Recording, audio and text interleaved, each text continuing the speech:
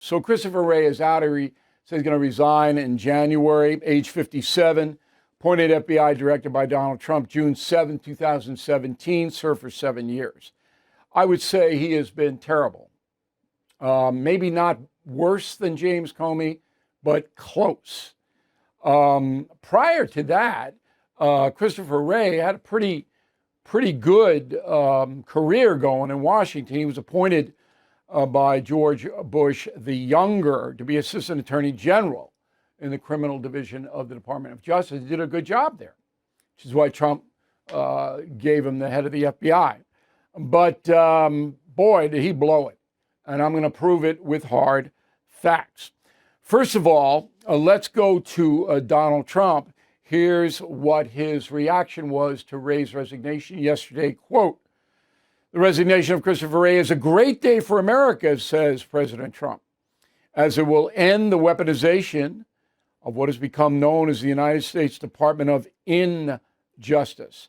I just don't know what happened to him." Okay, so let's examine the facts here, right? So the guy who supervised Christopher Wray as head of the FBI is Senate Judiciary Chairman Chuck Grassley from Iowa. So the Iowan has oversight over Wray. He's Wray's boss, really. I mean, president is, because the president can fire Wray. But the guy watching him is Grassley. Grassley does not like Wray at all. Number one, the senator is angry FBI did not properly vet Afghan refugees after the embarrassing surrender. Quote, "The FBI report revealed the National Guard Intelligence Center flagged at least 50 Afghan refugees for the FBI as potential significant security concerns. The FBI failed entirely to answer my inquiry on the serious national security issue." So the FBI wouldn't give the Senate any information about vetting Afghans who were brought to the United States after the Taliban took over.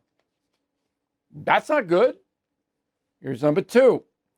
In Grassley's opinion, the FBI failed to properly vet why pro-life protesters were investigated by the Bureau in Virginia. Quote, "For more than a year and a half, the FBI has failed to be responsive to repeated requests, again addressed to Christopher Wray, asking for information about the outrageous memo prepared by the FBI's field office in Richmond, Virginia. That memo struck fear in believers across the country by purporting without anything other than biased accredited sources, like the Southern Poverty Law Center, to tie faithful Christians to violent extremism," unquote. Wray simply failed to answer any questions about it. That's unacceptable. Number three, Christopher Wray and the FBI ignored, according to Grassley, child sex trafficking at the open border. Quote, "The FBI has failed to update me on the status of criminal referral I made to the FBI in January of this year related to likely child trafficking through the Biden Office of Refugee Resettlement at the Department of Health and Human Services." Again, Wray just saying, "No, I'm not going to answer any questions." I mean, do you get the pattern here?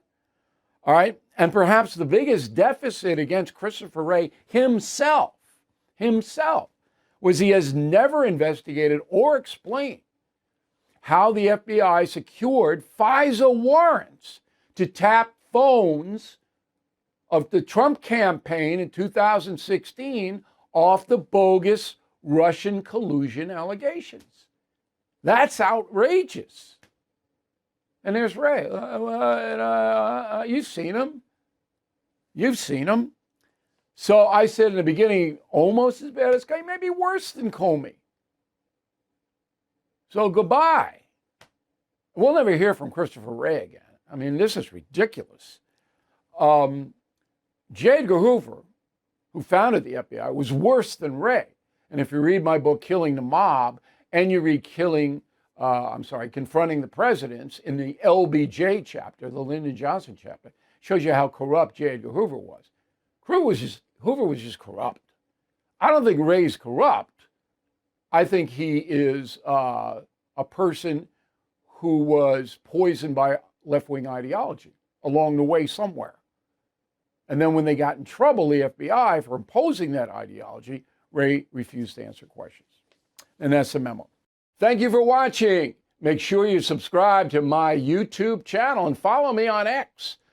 Look for @Bill O'Reilly.